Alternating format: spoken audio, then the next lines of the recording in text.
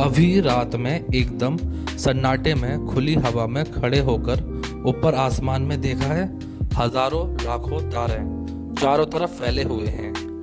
अब सोचिए, हर तारे के पास अपना एक गिरह भी होगा और हो सकता है उन गिरों पर जीवन भी हो, और इतनी सारी संभावनाएं, पर फिर भी चारों तरफ एक गहरी खामोशी है। तो आज इस रहस्यमय चुप्पी की पीछे की कहानी को समझने की कोशिश करेंगे। और सच में खामोशी कभी कभी थोड़ी थोड़ी डरावनी भी लगती है ना? साथ एक अजीब उत्सुकता भी जागती है। वही इतने सारे तारे, इतने सारे गिरह और इतनी सारी संभावनाएं, इसके बावजूद अब तक हमें किसी दूसरे समझदार सभ्यता का कोई नामो निशान क्यों नहीं मिला? तो चलिए अब इसमें थोड़ा सा और गहराई में उतरते हैं। हम एक ऐसे ब्रह्मांड का हिस्सा हैं जो हमारी कल्पना से कहीं ज़्यादा बड़ा है, लेकिन जब हम कान लगाकर अंतरिक्ष को सुनने की कोशिश करते हैं तो कुछ नहीं, कोई आवाज़ नहीं, कोई सिग्नल नहीं, कोई हेलो हाय नहीं, सिर्फ एक आवाज़ सी गहरी शांति। देखिए, एक हमारी गैलेक्सी मिल्की वे, जरा सोचिए, ये तो सिर्फ एक है और हमारे ब्रह्मांड में अरबों खरबों हैं। हर एक के अंदर हमारे सूरज और अरबों तारे चमक रहे हैं। मतलब ये नंबर इतना बड़ा है कि हमारा दिमाग ठीक से इन्हें प्रोसेस भी नहीं कर सकता।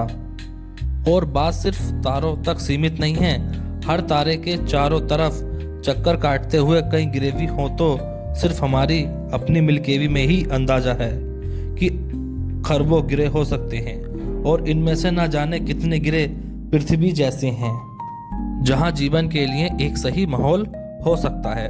मतलब संभावनाएं हैं वो लगभग अनंत है। तो चलिए अब आगे बढ़ते हैं और देखते हैं ये सब मिलकर एक बहुत बड़े विरोधाभास को कैसे जन्म देता है।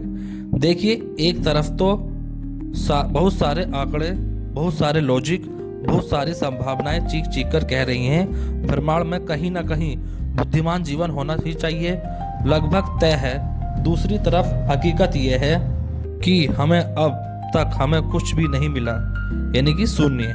और जानते हैं ये वो विरोधाभास था जिसमें महान भौतिक वैज्ञानिक एनरिको फर्मी को भी बहुत परेशान किया। कहानी कुछ ऐसी है, एक बार वो अपने दोस्तों के साथ लंच कर रहे थे और बातों बातों में उन्होंने बस यूं ही पूछ लिया, तो सब लोग कहाँ हैं? बस यही एक छोटा सा साधारण सा सवाल आज भी वैज्ञानिक दुनिया के सबसे बड़े रहस्यों में से एक बना हुआ है। और बस इसी सवाल को हम जानते हैं फर्मी पैराडॉक्स या विरोधाभास इसलिए कहते हैं, क्योंकि जो बात लॉजिक के हिसाब से होनी चाहिए वो असलियत में होती ही दिखती नहीं है। और ये बस एक दिमागी कसरत नहीं है, ये सवाल जो ब्रह्मांड में हमारी अपनी जगह, हमारे होने के मतलब ही एक बड़ा होने का चिन्ह लगा देता है। गहरे सन्नाटे की वजह भी हो सकती है। खैर, कहीं संभावित जवाब है। पहला जवाब है दुर्बल पृथ्वी कल्पना या थ्योरी। कहते हैं कि शायद हम अकेले हैं क्योंकि हम बहुत ही खास हैं। मतलब जटिल जीवन को पनपने के लिए जिन कठिन परिस्थितियों की जरूरत होती है वो इतनी दुर्लभ हैं, शायद कहीं और भी नहीं हो।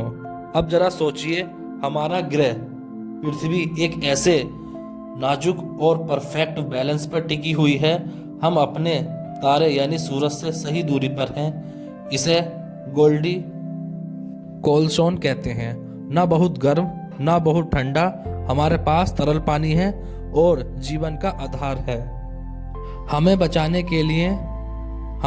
के लिए एक वायुमंडल और मैग्नेटिक फील्ड है, और तो और बड़ा सा चांद है जो हमारी धरती के झुकाव को स्थिर रखता है, जिससे मौसम ठीक ठाक बना रहता है।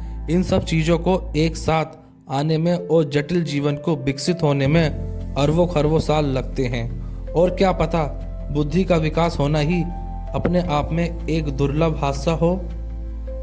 सवाल फिर वहीं आकर खड़ा हो जाता है, क्या हम वाकई इतने खास हैं? क्या वर्ष हमारी किस्मत अच्छी थी? और यही सोच हमें एक और थोड़ा डरावना और उतना ही दिलचस्प सिद्धांत की तरफ ले जाती है। एक दूसरे के बड़े सिद्धांत को कहते हैं द ग्रेट फिल्टर, इसका मतलब यह है किसी भी सभ्यता के विकसित होने से लेकर ब्रह्मांड तक फैलने तक के रास्ते में अदृश्य बाधाएं होती हैं। इसी तरह की ब्रह्मांड बाधा दौड़ समझिए, जिसे पार करना लगभग नामुमकिन होता है। और शायद यही वजह है कोई भी सभ्यता हमें संपर्क करना जितना आसान आगे बढ़ी नहीं पाती। ये फिल्टर वही लेवल तक काम कर सकता है। सबसे पहले तो एक सही तारा और सही गिरे का होना अपने आप में एक बहुत बड़ी बात है। फिर उस पर जीवन की शुरुआत होना तो उससे भी बड़ी चुनौतियां हैं। फिर सरल जीवन का जटिल मल्टीसेल वाले जीवन में बदलना, फिर उसके बाद उस जीवन में वृद्धि औजार बनने की क्षमता का आना, और फिर जाकर तकनीकी सभ्यता का विकास होना। इसमें से कोई भी बड़ा पड़ाव एक ग्रेट फिल्टर हो सकता है, जहां पर ज्यादातर सभ्यताएं आकर खत्म हो जाती हैं। शायद सबसे खतरनाक फिल्टर तो आखिरी है, और वो फिल्टर है खुद को ही तबाह कर देना।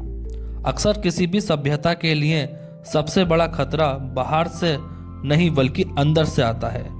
जब टेक्नोलॉजी बहुत तेजी से आगे बढ़ती है पर समझदारी पीछे रह जाती है। जरा सोचिए, परमाणु युद्ध काबू से बाहर हो सकी, आर्टिफिशियल इंटेलिजेंस, या फिर जलवायु का पूरी तरीके से बिगड़ जाना, या वो खतरा है जो कोई भी सभ्यता अपने लिए पैदा करती है और शायद खुद को ही खत्म कर देती है। और यही बात हमें फ्री की सबसे ज्यादा परेशान करने वाली सवाल पर ले आती है। क्या हम इंसान एक ऐसे फिल्टर को पार कर चुके हैं? क्या सबसे मुश्किल दौर पीछे छूट गया? क्या फिर हमारा सबसे बड़ा इम्तिहान और सबसे बड़ा फिल्टर अभी हमारे सामने आना बाकी है? क्या एक ऐसा सवाल है जो डर भी देता है और उम्मीद भी देता है? आखिर इन सब बातों का मतलब क्या है? इन पूरे ब्रह्मांड पहली का आम इंसानों के लिए पृथ्वी का क्या मायना है?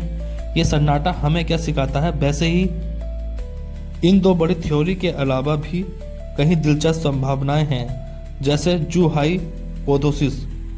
क्या पता वो यही हो, लेकिन हमें चिड़ियाघर के जानवरों की तरह बस दूर से ही देख रहे हों। ये भी हो सकता है हम उन्हें गलत तरीके से ढूंढ रहे हों, उनका बात करने का अंदाज़ा एडवांस हो कि क्या हम अपने उपकरणों से उनको पकड़ नहीं पा रहे हों, या शायद सभ्यताएं अलग अलग समय पर आई और चली गईं और हम इस लंबे समय के समुद्र में एक दूसरे से मिल नहीं पाए। तो अंत में इस पूरे विरोधाभास के दो गहरे मतलब निकलते हैं। पहला कि हम बाकी में इस ब्रह्मांड में अकेले हैं, तो उसका मतलब है चेतना, सोचना, समझना या पूछने की काबिलियत अब विश्वसनीय रूप से कीमती है और इसे बचाए रखना हमारी जिम्मेदारी है। दूसरा, अगर हम अकेले नहीं हैं तो हो सकता है सन्नाटा एक संदेश हो, शायद हमें एक प्रजाति के तौर पर और समझदार बनने पर तैयार कर रहा हो। शायद इस पूरी पहेली का मकसद सवाल ढूंढना ही ना हो,